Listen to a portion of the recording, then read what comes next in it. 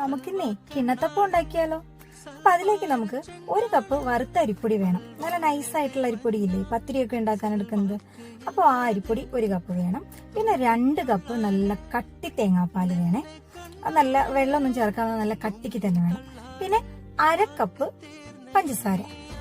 ഞാനിവിടെ കേക്കിനൊക്കെ അളവെടുക്കുന്ന പാത്രത്തിലാണ് എടുക്കുന്നത്. നിങ്ങളിപ്പോൾ ഗ്ലാസ്സിൽ എടുക്കുകയാണെന്നുണ്ടെങ്കിൽ അതിനനുസരിച്ചുള്ള അളവായിട്ട് എടുക്കണേ. പിന്നെ നമുക്ക് അതിലേക്ക് ആവശ്യത്തിനുള്ള ഉപ്പ് ചേർക്കണം. 1 നുള്ളുപ്പ് മതിയെ, അധികമൊന്നും വേണം. ഇതൊക്കെ നല്ലതുപോലെ മിക്സിയിലിട്ട് അരച്ചിട്ട് നമുക്കതൊരു പാത്രത്തിലേക്ക് മാറ്റി വെക്കാം.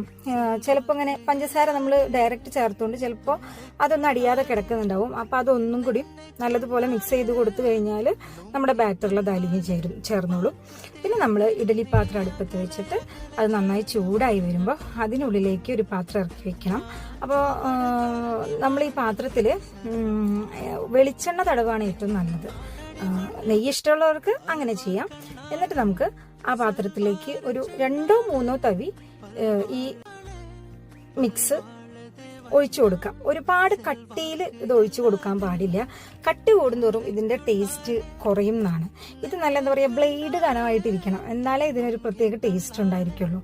അപ്പൊ ആ മാവിന്റെ മുകളിലേക്ക് ആവശ്യത്തിന് ഒരു ഭംഗിക്കും ആ ഒരു മണം കിട്ടാനുമായിട്ടുള്ള ജീരകം നമുക്ക് വെതറി കൊടുക്കാം. എന്നിട്ട് അത് അടച്ചു വെച്ചിട്ട് ഒരുപാട് കനമില്ലാതെ വളരെ തിന്നായിട്ട് ഉണ്ടാക്കിയിട്ടുള്ളത് കൊണ്ട് ഇതിന് ഒരു എന്താ പറയാ, വളരെ ടേസ്റ്റ് ആയിരിക്കും.